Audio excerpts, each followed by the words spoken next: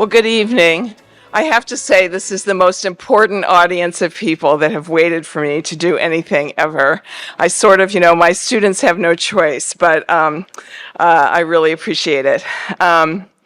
My name is Renee Landers, and I am the chair of the board of directors of the National Academy of Social Insurance.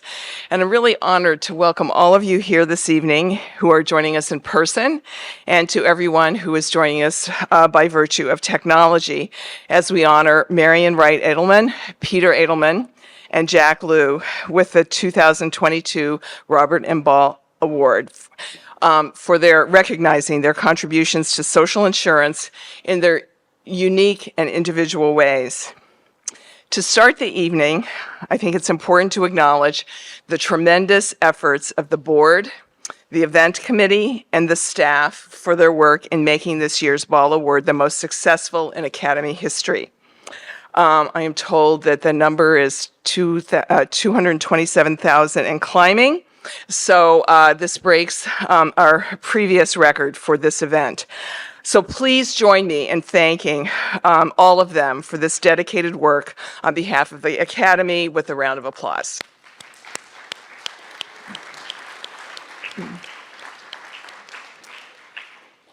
Please join me also in acknowledging several past recipients of the Ball Award who continue to demonstrate their commitment to the organization by being with us in person this evening. Henry Aaron, Nancy Altman, there's Henry right there, Nancy Altman, who I saw on the way in, Bob Reischauer, John Rother, Virginia Reno, and Marilyn Moon. Oh, there's Marilyn right there. And one of last year's honorees, Bob Greenstein. Here, somewhere. All right. Also, I'd like you to join me in acknowledging our top sponsor at the policy innovator level, the Bill and Melinda Gates Foundation, a first-time sponsor for the Academy. We're really proud to have the support of such a visionary organization for the Academy's work.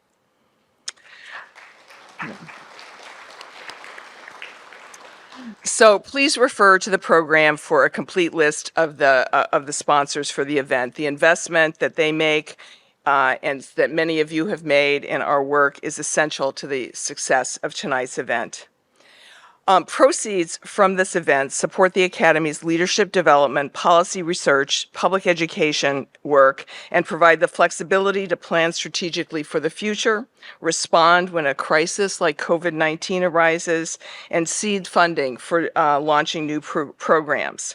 I already mentioned building future leadership for the Academy and in the field of social insurance, but our internship and leadership programs really help continue to generate a pipeline of people who will continue the work that we have all been involved in.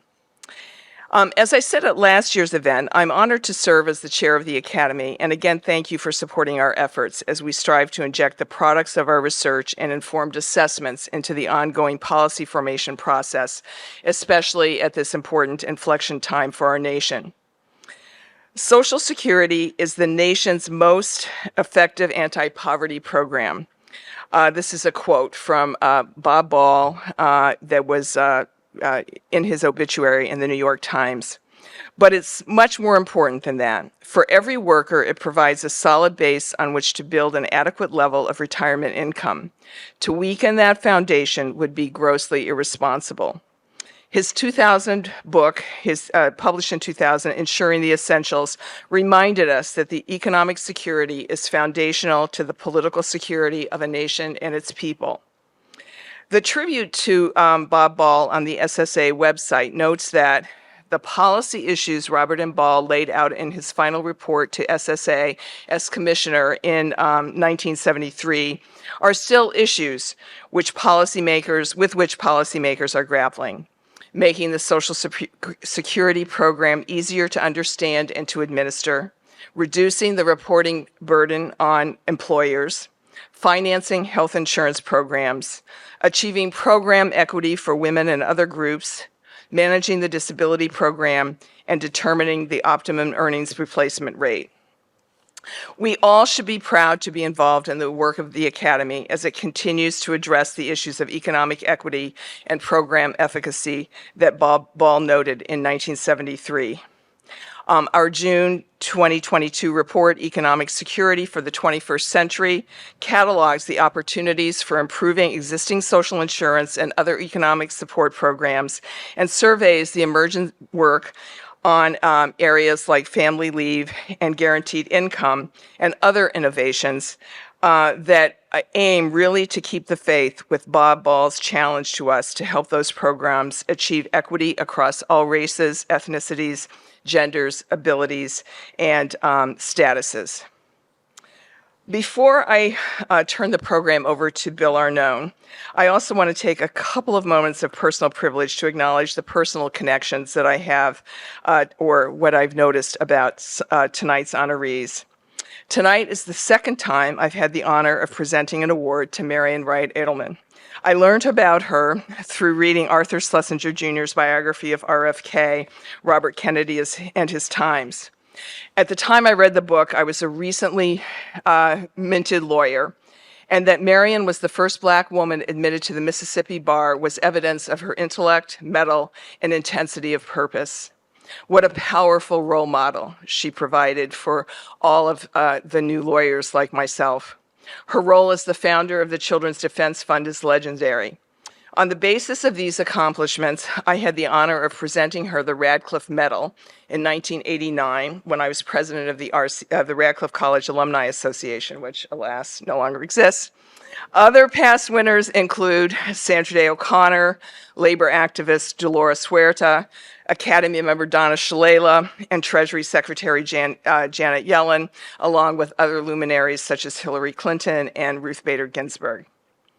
Since its publication in 1993, I've been a great admirer of Marian's book, The Measure of Our Success, A Letter to My Children and Yours, which gives young people permission to set their own measures of success, to assign themselves what they need to know and learn, as opposed to waiting for someone to tell them what to do. And the book reminds us all that you do not have to be a big dog to make a difference.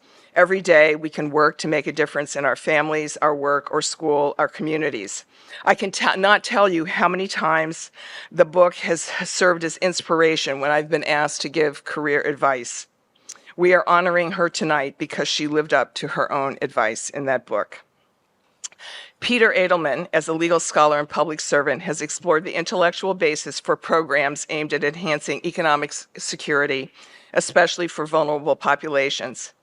As a public servant, he has lived these values, resigning his position as Assistant Secretary for Planning and Evaluation at HHS when the president signed the so-called Welfare Reform Act in 1996. I was a Deputy General Counsel at HHS at the time, and I can tell you his departure left a gap in the department. Finally, as someone who teaches administrative law, what OMB does is always on my horizon. I think I had some brief encounters with our third honoree, Jack Lew, when I was in the government. What I admire is his ability to change his mind or the direction of the Treasury. Needless to say, for any law professor familiar with the early efforts of the U.S. to put the U.S. economy on its firm footing, it was a puzzle when the Lew Treasury announced that Alexander Hamilton was slated to be removed from the $10 bill to make room for a woman, even though he had been kind of the formative influence in our economic system. So while I admired wholeheartedly the goal of putting women on the currency, one could think of better candidates for removal, like Andrew Jackson, who opposed paper currency, just for example. So with the help of a successful Broadway musical, which was well-timed for this issue, Jack made a pivot, and we will continue to see Hamilton's visage on the currency for the foreseeable future. So thank you in indulging me in those personal reflections. Others will more directly pay tribute to the contributions of our honorees to the work that connects us all and the reason that brings us together this evening. So now it's my pleasure to introduce William Arnone, a founding member of the Academy and the Academy's CEO, who will MC the remainder of the program. Thank you all again for being here.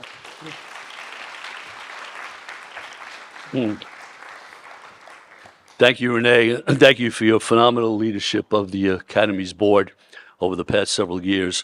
Let me also welcome all of you to the National Academy of Social Insurance's 2022 Robert M. Ball Award event. We view this as our signature event, both in terms of fundraising. As you heard Renee say, we have set a new record tonight, for which we're very thankful to all of you. Thank you. But it's also a way for Academy members and others to network in person as human beings in a beautiful environment, which we must commit ourselves to do more of. As many of you have attended past Ball Award events know, the theme tonight is one of celebration as we celebrate and honor Jack, Marian, and Peter. Before we turn to our honorees, however, I do wish to acknowledge the difficult time that we've all been through. In many ways, 2022 has been a year of losses, financially, professionally, and personally. One of the most painful we've experienced was the loss a few months ago of Pam Larson. Some 35 years ago, the founding board of directors of our Academy, on which I was honored to serve along with Nancy Altman and Henry Aaron, who are both here tonight, we made one of the best decisions in Academy history when we hired Pam as our first employee. She then became the Academy's first executive vice president and then our first chief executive officer. And I've had the privilege not of replacing her, but succeeding her. And she was a continuous source of counsel and encouragement to me in this role. So I'd like to take a moment tonight to acknowledge members of Pam's family who are here tonight and ask them to stand.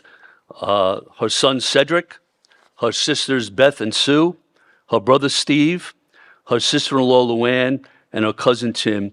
Please join in conveying to them our deep affection for Pam.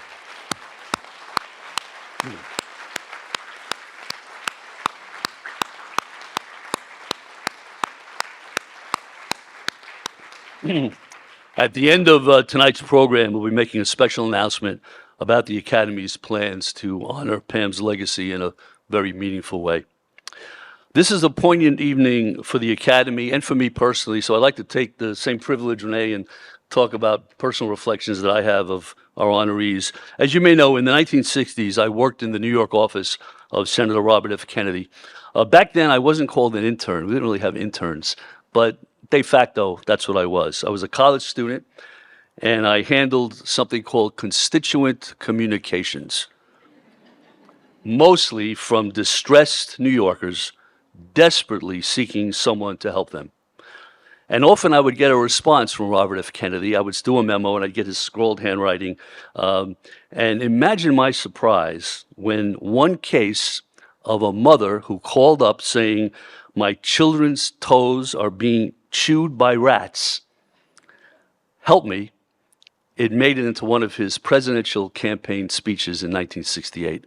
And I have a sneaking suspicion that Peter, who was his chief speechwriter, might have made that happen. And here I am, 19 years old, and my words are making it into a presidential candidate's speech. So all of you who've been interns, that's a moment, if it happens to you, relish it and repeat it for the rest of your life. Tell it to as my wife says, you tell that story to everyone. Yes, I plead guilty.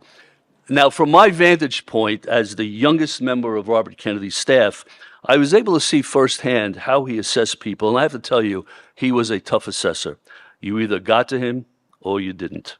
Few people got to him the way two of our honorees, Peter and Marian, did. And they did so both intellectually with their policy brilliance, but as importantly, emotionally with their passion. And I have no doubt that if he had been there at that time, Jack Lew, you would have gotten to RFK the same way. So it's very fitting tonight at the Kennedy Center. We recall a time when we had leaders with courage. And every day I think of the two Roberts, coincidentally, who had the biggest impact on my life, Robert Kennedy and Robert Ball. So, before we introduce our speakers, just one bit of housekeeping. You may have seen a card like this floating around. Even though, as Renee said, we have set a new record, records are made to be broken. So, if any of you are so moved, you can just go and scan this and make a contribution so we can create a record that few future Ball Awards will be hard-pressed to beat, but of course they will. Now let's begin our program. I want to turn the first session to honor Jack by introducing Wendell Primus, who will speak in person, Sylvia Burwell, who will be pre-recorded, and then we will present the award to Jack himself. So, Wendell.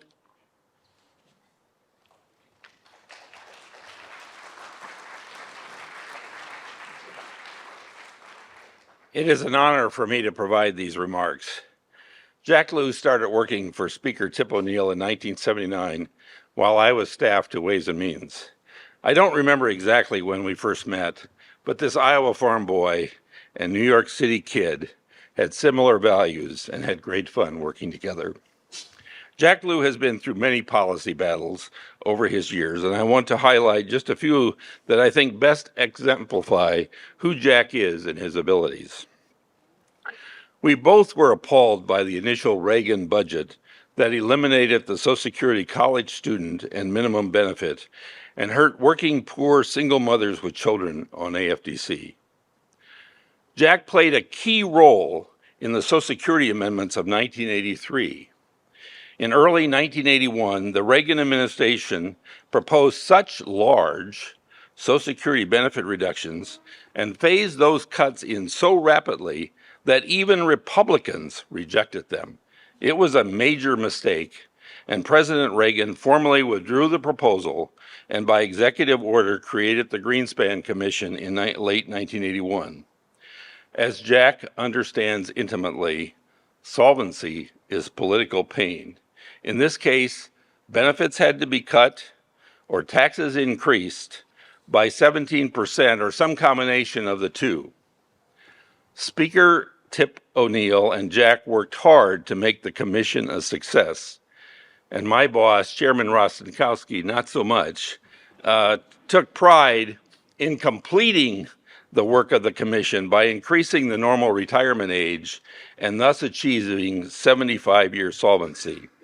The political lesson which Jack fully understood is that when there is much political pain, both parties need to go over the cliff together, and that bipartisan agreement gave Social Security 50 years of solvency. In the early 1980s, families with poverty-level earnings paid 10% of their income in taxes. Understanding that challenge that was represented to many Americans, Jack arranged for the speaker to appear before Ways and Means, a rare event, and made the case that low-income families should pay no federal taxes. In 1985, Senate Republicans, with the help of some Democrats, hijacked the public debt limit as leverage to force cuts in spending through an automatic spending reduction process called sequestration. Jack worries, and I worry, that history could soon be repeated. Jack had concluded that there were not the votes, and he worked with Tom Foley at that time, that there were not the votes in the House to reject it. And so he went to work trying to figure out how to make it work better and how to protect families and low-income Americans in the process. In addition to critical policies like guaranteeing that the sequester fell evenly on defense and non-defense, Jack was instrumental in the crucial decision made by the Speaker that low-income programs like AFDC, food stamps, and Medicaid, and not just the Social Security program, would be exempted from sequestration. There are many adjectives that describe Jack. He is incredibly smart, a quick study on complicated policy matters, and given his many jobs in government, there are few policies or programs that he does not understand. He is generous and cares deeply about and understands the role of government. He is kind, loyal, and humble, not arrogant or boastful. He cares about the poor, both here at home and abroad. Finally, and one of the most contentious battles was the 1996 welfare reform that all of us were involved in. Peter Edelman was my boss at HHS when both of us resigned to the relief of Marian. Jack was at OMB and knew that the worst aspect of the welfare bill was not that the AFDC program would become a block grant, or the time limits, or the cuts in the food stamp program. It was the provision that legal immigrants who were receiving SSI benefits would be kicked off the program a year after enactment. Jack always has had a fundamental belief in justice and a focus on helping those most vulnerable. He knew that the elimination of those SSI benefits in three-generation households would cause 100,000 or more of children to become poor. Jack was the one person who convinced President Clinton to reverse his position. And in 1997, Congress reversed the worst aspect of the 1996 Welfare Reform Act. I was amazed that this happened. I hope in my brief remarks here tonight and these stories, you all understand how deserving my friend Jack Lew is of the Robert M. Ball Award.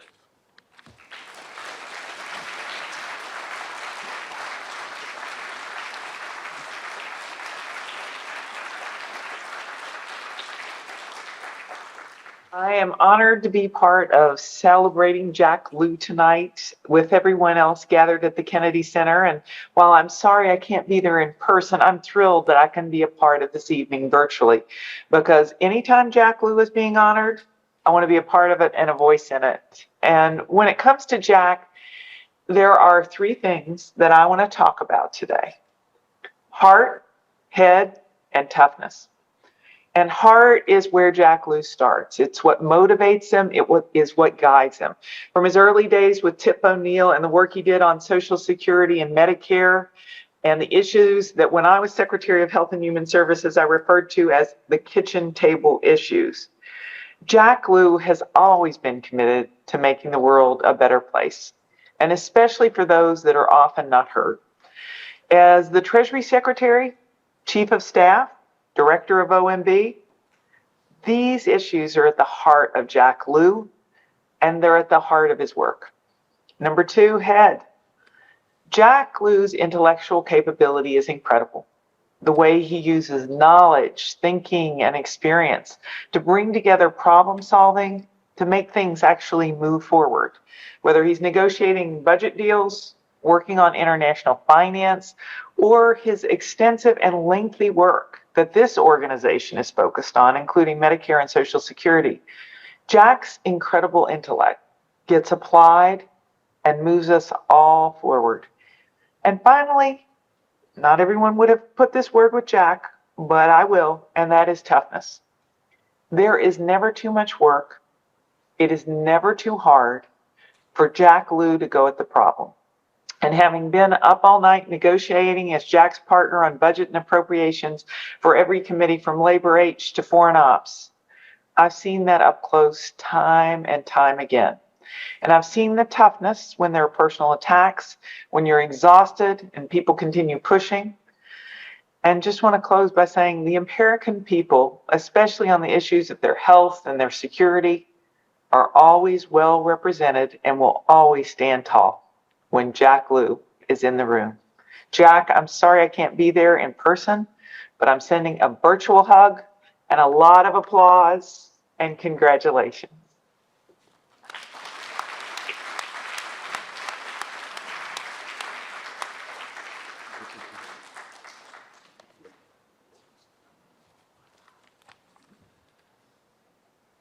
Present this award to you, Jack. Well deserved. Definitely.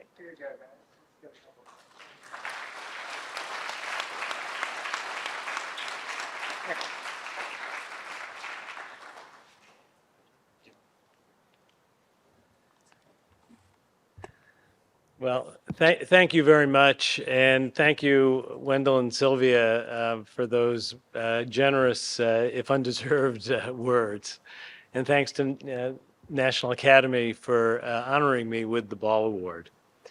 Yeah, it was important to me to have Wendell and Sylvia because, in a way, they bookend my professional years in government, from the early days with Speaker O'Neill through the years in the Clinton and Obama administrations. And in many ways, they were and have always been central to anything that I was able to try to accomplish. I want to congratulate Marian Wright Edelman and Peter Edelman. It's really a special honor to share this evening with two people who have been teachers, and in Peter's case, quite literally, when I was in law school, colleagues and friends. I had the privilege to introduce two previous Ball Award winners, Alice Rivlin and Bob Greenstein, who's with us tonight. And on both occasions, I thought that Bob would be pleased to have his name associated with such fine people who did so much to advance sound and sustainable social policy. For me, it means a great deal to accept this award named after someone who was a mentor, a friend, and a role model for me. Bob Ball was a special person to millions who never knew him, but retired with dignity and lived more comfortably with their disabilities because of him. For me, Bob was a living example of how to lead a career in public service and how, after public service, to continue to contribute with purpose, character, and impact.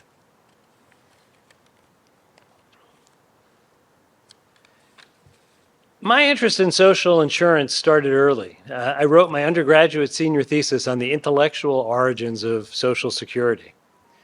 But I learned the details about sound actuarial financing and how to use bend points to make sure that benefits are progressive from Bob. His mastery of detail and fidelity to accurate analysis made him a trusted advisor to policymakers in both parties. When we met around 1981, it wasn't so surprising that a young aide to House Speaker Thomas P. O'Neill would look to the last active founder of Social Security for advice. But Bob had a similar relationship with another former OMB director, Dick Darman. As a young aide to Elliot Richardson during the Nixon administration, Dick turned to then Social Security Commissioner Ball for advice and counsel. By 1983, when Bob was conducting shuttle diplomacy to navigate the bipartisan Social Security Commission to a successful outcome, Dick was a senior White House advisor to President Ronald Reagan. There were no direct conversations about policy on Social Security between the Speaker and the President. But at the same time, and that wasn't by accident, both were concerned that any indication that they would make a compromise or a concession would become a politically damaging, if not lethal, weapon. But they were able to reach an agreement knowing with confidence that they were in the same place because Bob, as a trusted intermediary, could figure out where the common ground was. Bob would check in with me daily, and I'm sure he did the same with Dick, to ensure that every step of the way that the commission was guided to an outcome that both the President and the Speaker would embrace. And as we've already heard tonight, the legacy of a fully funded Social Security program has already lasted for nearly a half century. Bob was as tireless in retirement as he was in public life. His frequent calls and memos offered a path for any policymaker willing to listen and read. His gentle and respectful style engendered trust even in those with whom he had sharp policy disagreements. A picture hangs in my office of Bob, Mr. O'Neill, and me celebrating the passage of Social Security reform in 1983. It sits in a frame alongside a letter from President Reagan applauding the same accomplishment. For nearly 4 decades, this has been a daily reminder of what can be accomplished with creative compromise while protecting core principles of policymakers with very different philosophies. I spent more than 25 years in public life and was fortunate to participate in deliberations on many programs that provide support and health care to those most in need, whether Social Security, disability insurance, food assistance, health care, progress could only be made by marshaling good analysis and by using political capital to achieve progress. Sometimes incremental and sometimes historic. And just as important, to protect against changes that could jeopardize the lives of vulnerable Americans. My passion for public service has always been rooted in the belief that even small changes can have massive ripples that affect the lives of millions of people, for better or for worse. Whether as a congressional aide or a cabinet secretary, working the details and prioritizing these issues when the time came to make a choice was for me a way to try and make a difference. And in the end, forging a consensus or compromise is the key to success. I learned from Bob that sticking to your principles and compromise can coexist. And I learned from Bob that working hard on the small things can cumulatively matter as much as the big ones. And as a former public official, I'm grateful for Bob's example of how to try and make a difference even after public service. When Bill Arnone, Bob Reischauer, and Doug Holtz-Eakin called to ask me if I would accept this award, they said they were surprised at how quickly I responded yes. And I thought I would use my remarks tonight to explain why. The Ball Award is a distinct honor that I'm proud to accept. Thank you very much.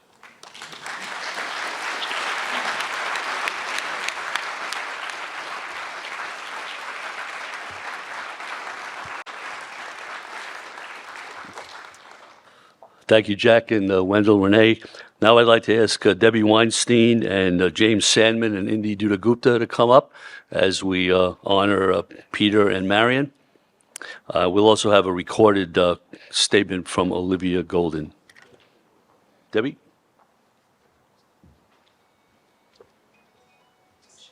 Should I sit down or just start? Okay. Okay. Good evening, everyone. It's a great honor for me to have this opportunity to celebrate Marian Wright Edelman today. And I do want to say I extend my great admiration to Peter Edelman and Jack Lew. What a wonderful evening. I had the privilege of working at the Children's Defense Fund during a tough time in which Marian and CDF spoke out forcefully but did not prevail against a welfare law that eroded assistance for the poorest families with children. But she helped to beat back attempts to restrict food and healthcare programs, and Marian's vision helped to open other groundbreaking forms of help for children: the Children's Health Insurance Program and the Child Tax Credit. And Marian, we are still working to secure a child tax credit equal to your vision. All of us, right? Marian said, and the best lines in my speech are Marian's words, "If you don't like the way the world is, you change it. You have an obligation to change it. You just do it one step at a time." Marian is a truth teller, which may seem quaint in this time of profligate lying. But Marian demands that people see the truth about children and their families, lifting up the multiple, painful, unnecessary, and costly consequences of child poverty in America. But Marian's visionary leadership is not just about speaking the truth. It is to create the imperative to act, to work together to build practical, sustainable supports to help Black and brown children and all poor children thrive. She knows that securing their future is the only way to secure ours. She has no patience for those who can come up with all the reasons why our efforts might fail. Marian tells us a lot of people are waiting for Martin Luther King or Mahatma Gandhi to come back, but they are gone. We are it. It is up to us it is up to you. Marian remains guided by the righteous imperative to work for justice, that we have ample wealth in our nation to ensure that every child gets the start they deserve in life, that this priority is the only way to assure our future as a great nation, and that investing in our children must come before tax breaks for billionaires or wasteful Pentagon spending.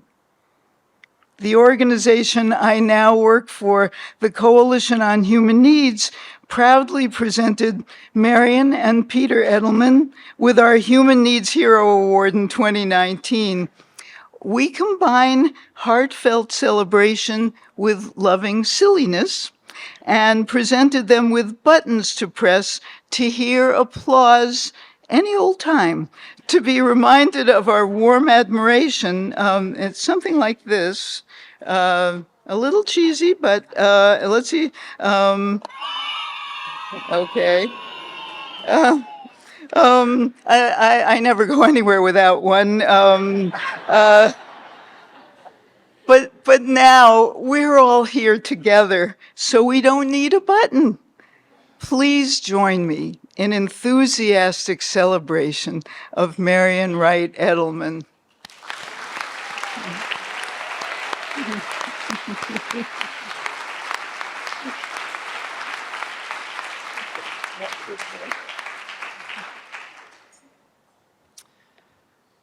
Good evening. I'm Jim Sandman. Peter Edelman has devoted the entirety of his remarkable career to public service, public interest work, and education. He's driven by a mission to eradicate poverty and injustice in America. That mission comes from strong role models, from his parents, who were committed to their community in his hometown of Minneapolis, from Supreme Court Justice Arthur Goldberg, from whom he took the life lesson that justice is the end, law is but the means to that end. Robert Kennedy, for whom he worked in the Senate, and his wife, Marian. Peter and Marian met in Mississippi when Marian was director of the Jackson office of the NAACP Legal Defense and Educational Fund, and Peter accompanied Senator Kennedy on a fact-finding investigation of poverty in the Mississippi Delta. Peter has spoken about watching Senator Kennedy speaking one-on-one to people living lives very different from Kennedy's own. He's spoken of observing Senator Kennedy and his empathy, his ability to listen, his humility about what he didn't know, and his openness to learning. When I heard Peter say that, I was struck by how Peter himself models exactly the same behavior.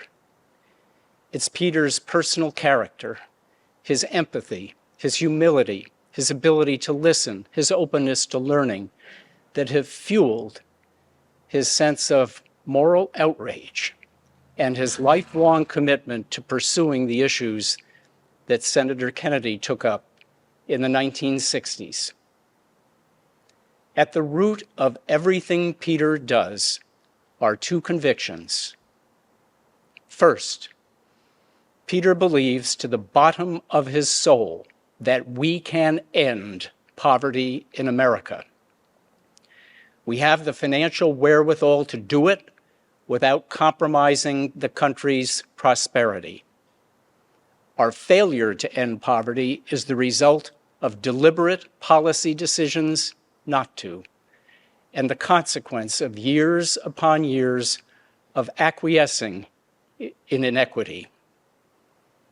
Ending poverty in America for Peter is all a matter of national will.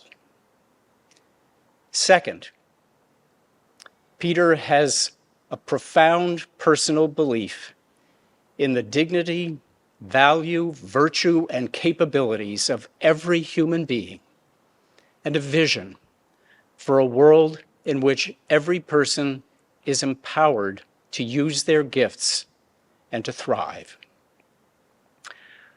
Over the course of a career that has spanned now 6 decades, Peter has never lost his sense of urgency, his passion for ending poverty and injustice in America.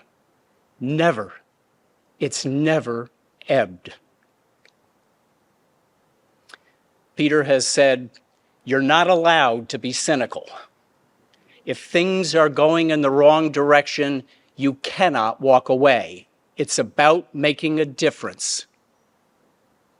Well, Peter Edelman, you have made a difference.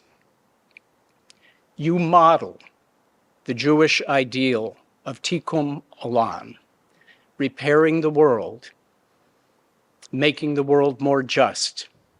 You give us hope for a vision of America in which poverty and injustice are vanquished. An America in which your dream of things that never were finally comes true. All of us who know you, who work with you, who just get to watch you, we love you, Peter. Congratulations, and thank you.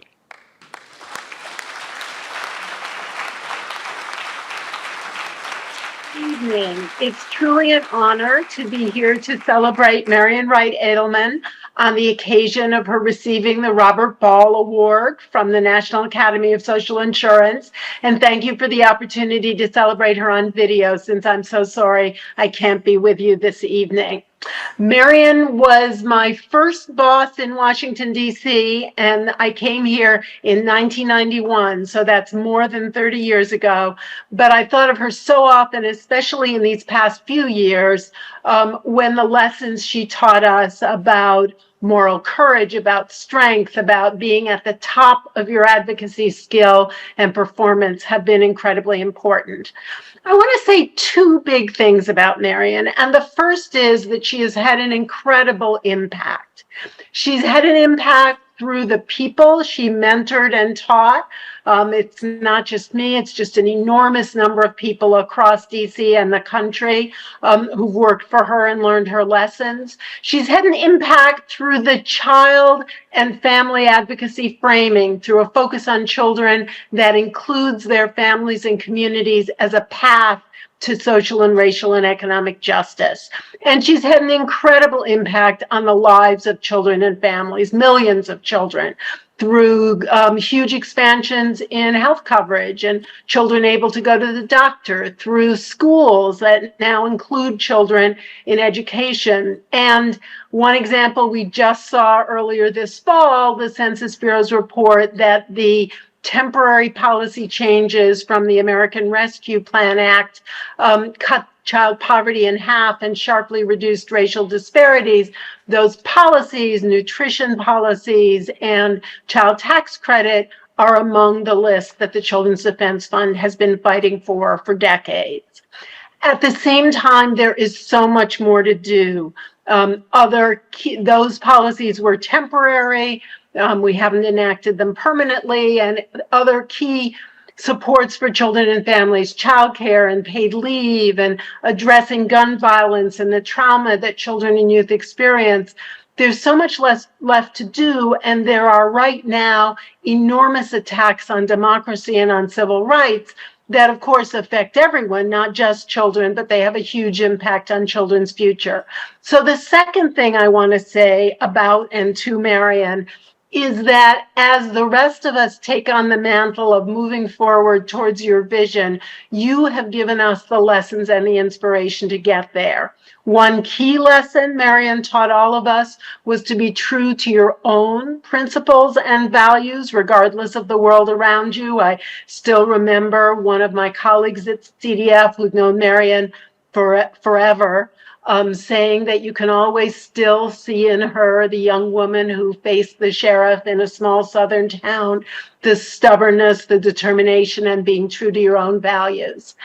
And then I've also really thought a lot about a second lesson in these last years. Marian really believes in a big vision, bigger than what Congress is going to get done this year or any specific policy.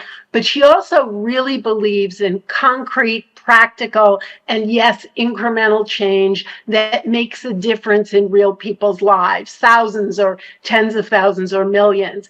And she believes in the incremental changes as steps on the way to the big vision. To me, that's incredibly important in a moment when so many people try to frame those things as opposite. You really have to make a difference in people's lives, hold yourself to that standard, and hold yourself to the standard of the big vision that you're aiming towards. So I guess I want to close by saying to Marian, we will take up your burden, we will take up the next steps, and we will learn from and be inspired by you as we do that. Thank you.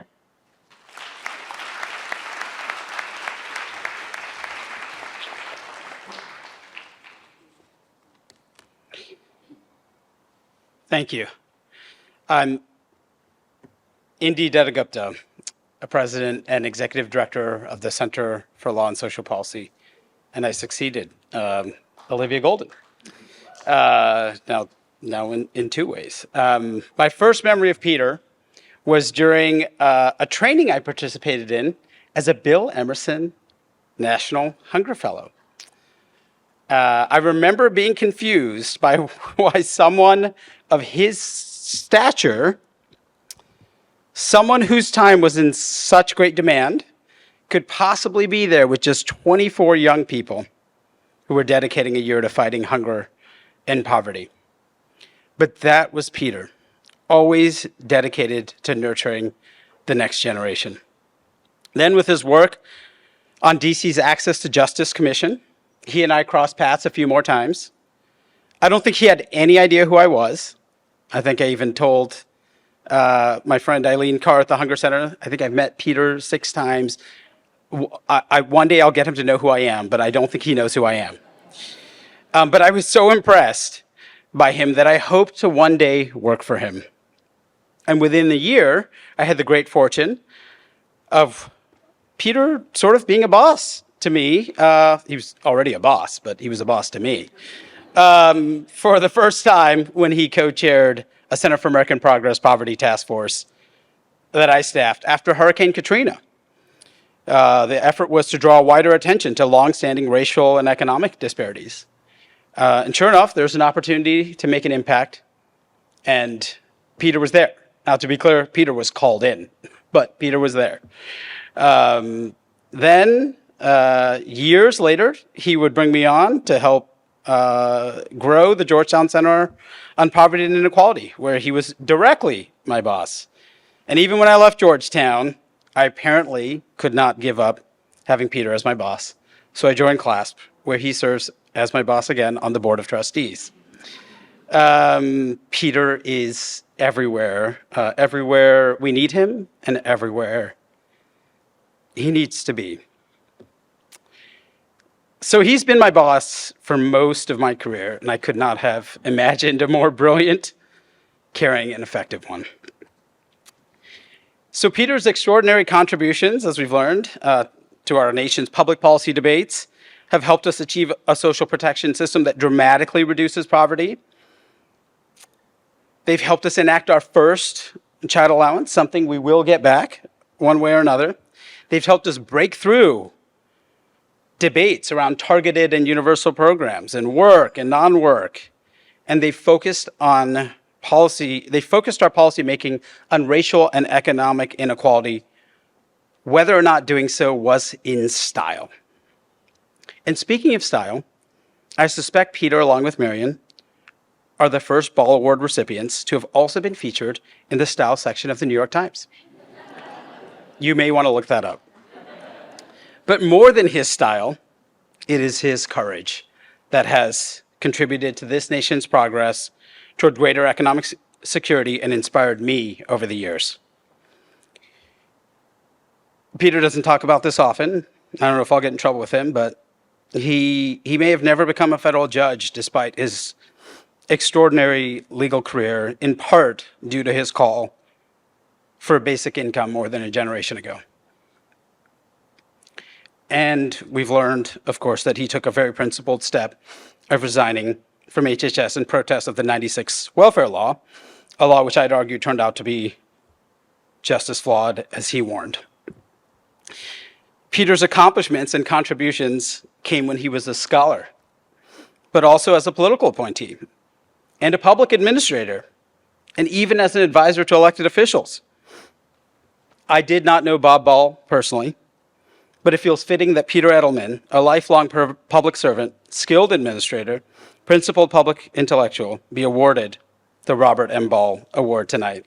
And I'm honored to help present Peter with a 2022 Robert M. Ball Award. Thank you, Peter.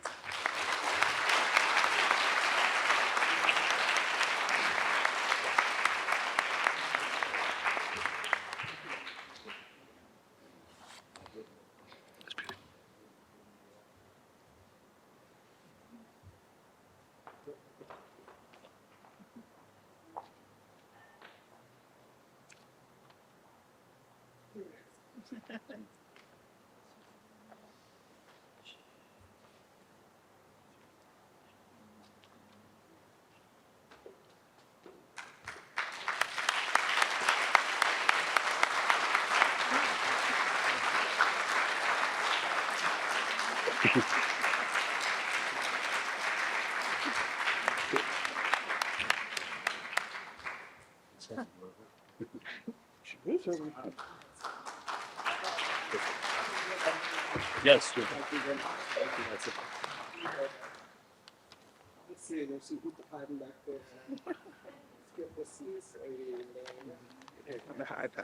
Thank you.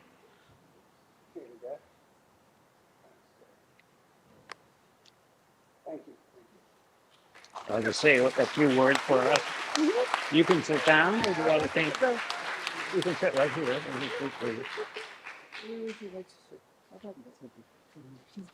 Okay. Oh, the I haven't got a lot to say after all of that.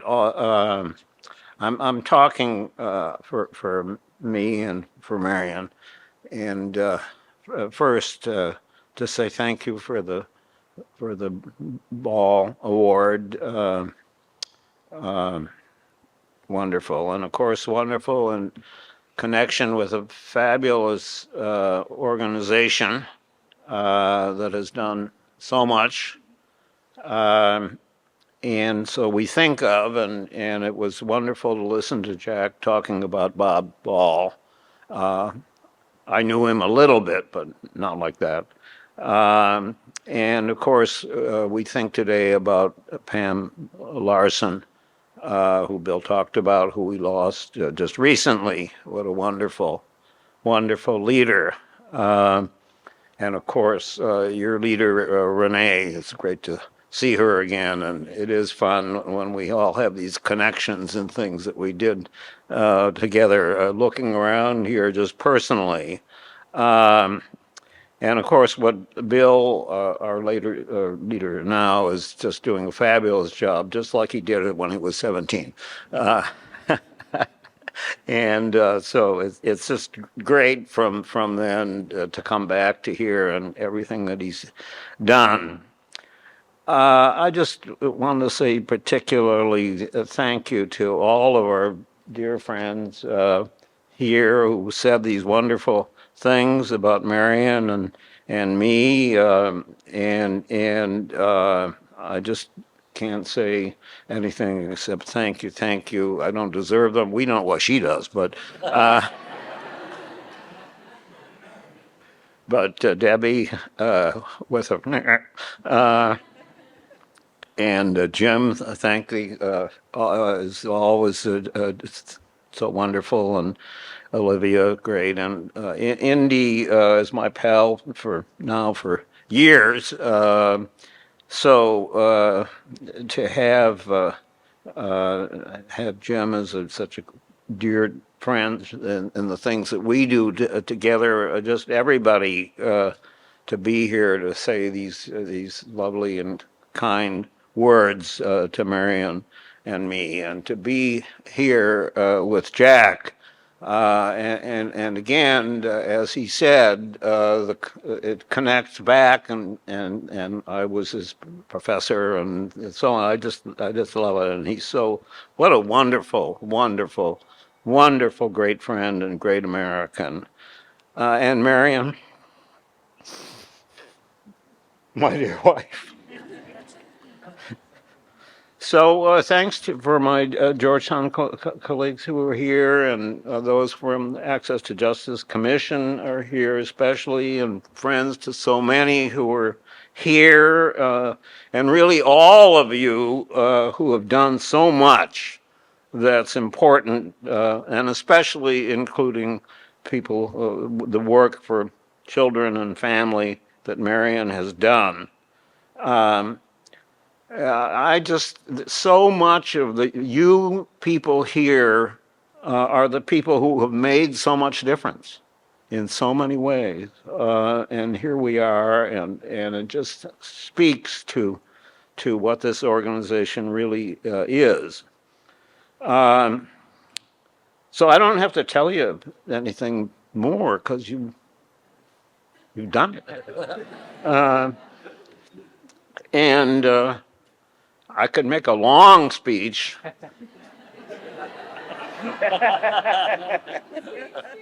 So I will just so much more to do, and now. Thank you.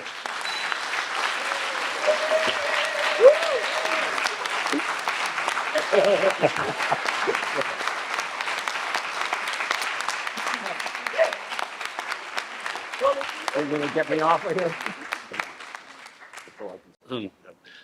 Thank you, Peter. Thank you, Marian. Thank you to all who spoke on their behalves. Before we have a closing toast, this is an unusual toast because you'll get the drinks after the toast at the bar and continue to celebrate. But I do want to just make a couple of other thanks. First of all, in your programs are lists of all of the sponsors who are supporting the Academy. Let me just acknowledge the policy leaders, AARP, Amazon, the Bank of America, the Bipartisan Policy Center, the Carol and Jean Ludwig Family Foundation, Elevance Health, the Peter G. Peterson Foundation, the Robert Wood Johnson Foundation, and member of our board, Howard Floor and his wife, Margaret. And then research patrons, Blue Cross Blue Shield Association, the Children's Defense Fund, Siegel, the policy academies, and all of the former Ball awardees joined in making a group contribution at the research patron level. So I want to thank all of you for this invaluable support of the Academy. And then we have other supporters on the back, research sustainers, collaborators. So once again, our thanks to all of them for coming through for us. Someone asked me, okay, we broke the record. What was the previous record? And the previous record was 2018. When we honored Nancy Altman and Stuart Altman. And they pointed out, isn't it unusual that the record breaker was when two of the three honorees have the same last names? So as you nominate future Ball awardees, there's a formula for success. I also want to really thank the Academy's incredibly, extraordinarily productive and dedicated staff. People look at what we do and they go, how many hundreds of employees do you have? And we are a handful. Let me ask them who are here to stand and acknowledge the work they've done. And, you know, we all stand on the shoulders of those who came before us, former staff who also did tremendous work in laying the foundation. And I want to really single out two. For the last 4 months, I've done nothing but live, eat, and breathe the Ball Award. I could use another internal slogan, but it would violate all of the senses of decency that we have at the Academy. But it had something with to the wall. I think you can figure. And those two are a veteran, Devin Cowan's a veteran of this. She's been doing this now for a long time. And the rookie, Ariella Jalal. So let us especially thank Devin and Ariella for the tremendous work they did.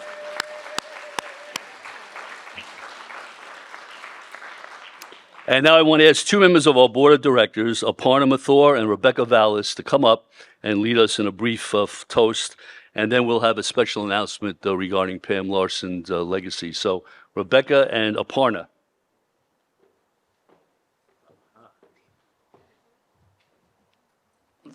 Thank you very much, Bill. We actually did get our drinks with us. Don't be too jealous. Yeah. So I want to offer thanks and congratulations to Bill and the entire team at the Academy for hosting a fabulous event and honoring our outstanding recipients of the Ball Award who have done so much to advance the values of the Academy and to promote economic opportunity for those who most need it. Peter, Marian, and Jacob, thank you for your service and for your work around poverty and children and families that has been so impactful and that has carried the mission of informed policy making forward. As we look forward to uncertain times, I believe the work of the Academy will be even more relevant as we figure out how to insulate the most vulnerable from the economic shocks that we are likely to see. The Academy's recent reports on so many diverse topics, such as the impact of COVID on families and the economy, the role of social insurance and child supports, and paid family and medical leave, shed an important light on the struggles of ordinary Americans. So I'm grateful that we can come together in an attempt to work together on these important issues. Thank you all for being here. Thank you. So it's my great pleasure as Rebecca Vallis, Secretary of the National Academy of Social Insurance, to welcome you to the portion of this agenda, which is the karaoke after party. Oh, no, that's later, right? Okay. Well, you got to give me a mic and what am I going to do? So in all seriousness, it is a great honor to get to offer this closing toast.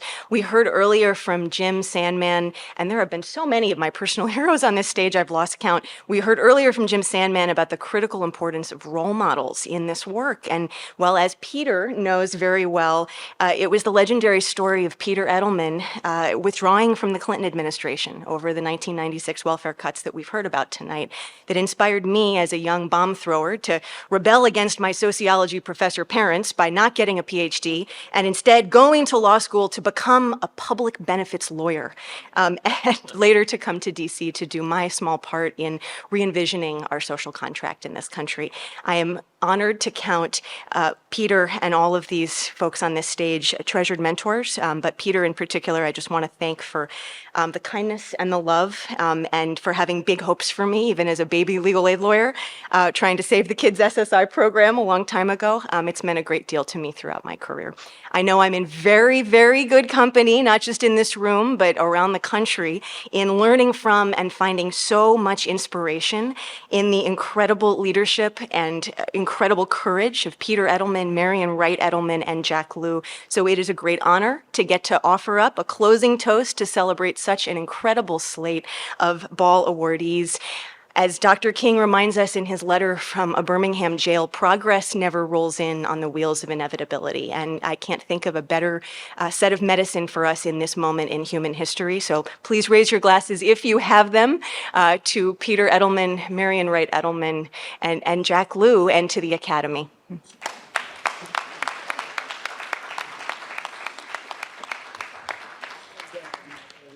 Karaoke's later. Now I'd like to ask Cedric Davis, Pam Larson's son, to please join me. As we are going to be launching the Pam Larson Legacy Fund. You'll be hearing more about the details. We want to find meaningful ways to honor Pam's legacy. And I say ways because she touched every single thing we do and inspired everything we do today. So we want to make sure that we can do something meaningful. So stay tuned for more details. But to kick the Legacy Fund off, let me turn it over to Cedric. Cedric? Thank you so much. It is beautiful to be here. There are two things that I can tell you I feel in this moment, and they're, gratitude and action. I feel like this room is just teeming with action and gratitude for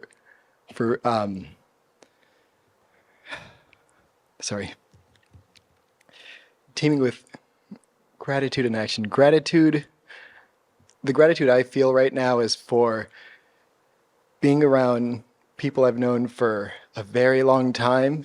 Some people that maybe I've known since before I can remember. And I feel that the action in this room, the things that people have done to make sure that the next generation is taken care of, to make sure that their neighbors that live close, their neighbors that live far, and their neighbors that aren't even in this country are taken care of, is something that I find a profound amount of gratitude for. And any time I find myself in a room that's got this much love and that much action and that much gratitude, it reminds me of my mom, Pam Larson.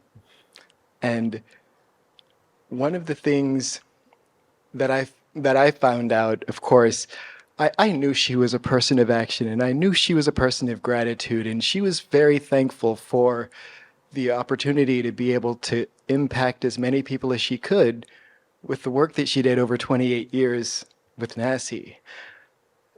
What I found is that she, of course, put her resources where her mouth is too. So, I mean, I'm happy to announce that one of the last things that she did was that she decided to give a bequest of $25,000 to NASI to help continue the work that they do every day to make sure that our social policy and our social insurance matches how we feel about each other. And I couldn't be happier to help bring that to the organization. I see you.